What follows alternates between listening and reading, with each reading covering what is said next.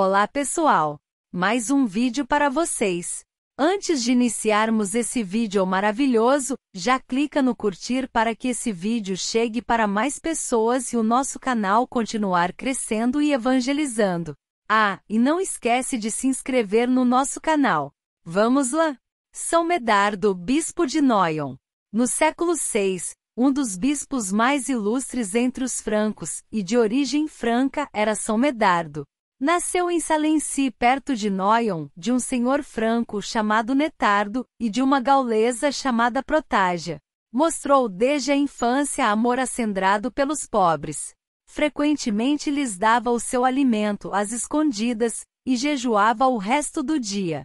Relata-se que, guardando um dia os cavalos do pai, na ausência dos criados, deu um deles a certo viajante fatigado. A mãe havia-lhe feito uma veste para ir à escola na cidade de Vermandois, depois da chamada São Quintino. Um dia cedeu-lhe, mas ele preferiu vestir com ela um pobre. Os pais, conhecendo-lhe as inclinações virtuosas, não se opunham. O pai lhe havia dito: faze como quiseres, somente conserva o que nos é necessário para viver. Ele tinha por condiscípulo um jovem chamado Eleutério, com o qual se ligou em estreita amizade. Trata-se de Santo Eleutério, bispo de Tournai. As virtudes de Medardo cresciam com a idade, e a sua reputação com as virtudes. Era já conhecido em quase toda a Gália quando, após a morte de Alomério, foi ordenado bispo de Vermandois por São Remi, pelo ano de 530. Transferiu a sede para Noyon, cidade mais fortificada do que a antiga Augusta dos Vermandois, que havia sido destruída pelas incursões dos bárbaros no século V. Mas nada mostra melhor a estima que tinham pelo mérito desse santo bispo do que se julgou dever fazer em seu favor contra as regras ordinárias de disciplina. Santo Eleutério, bispo de Tournai, morreu algum tempo depois, e Medardo foi eleito, com o consentimento do rei Clotário, do povo e do clero, para o governo dessa igreja. Com a de Noyon, as duas igrejas, governadas por um mesmo bispo, permaneceram unidas durante 600 anos.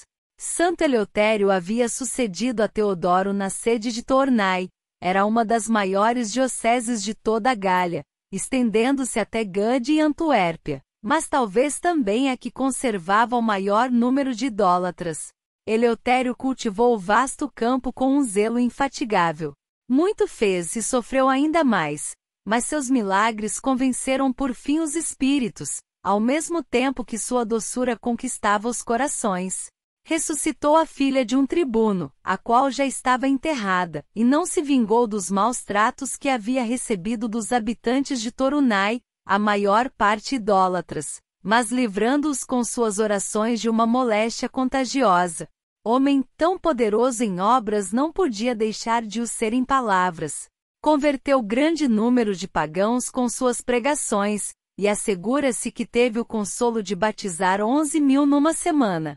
Santo Eleutério fez muitas vezes a peregrinação a Roma para expor aos papas Santo Símaco e Santo Hormisda a fé que pregava, e renovar-se no espírito do apostolado nas tumbas dos apóstolos.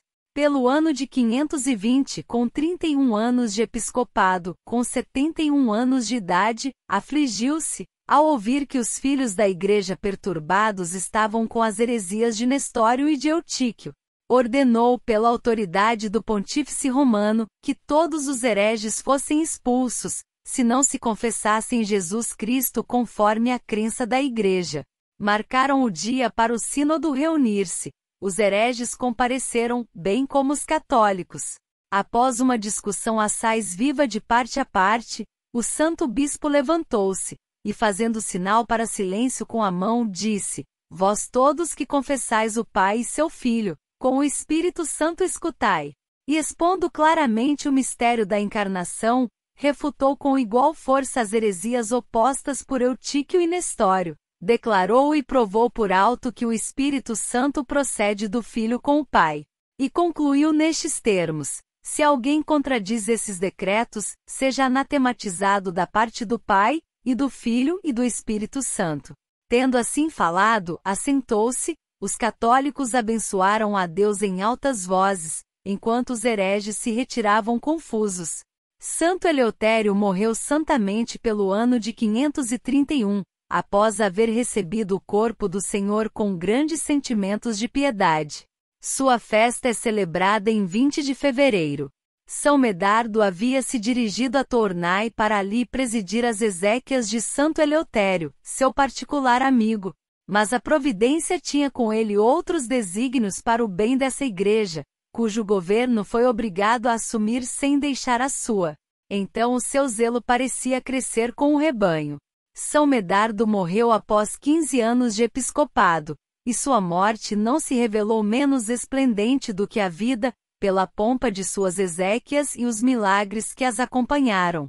Informado de sua enfermidade, o rei Clotário foi visitá-lo e pedir-lhe a bênção, mas não permaneceu lá por longo tempo.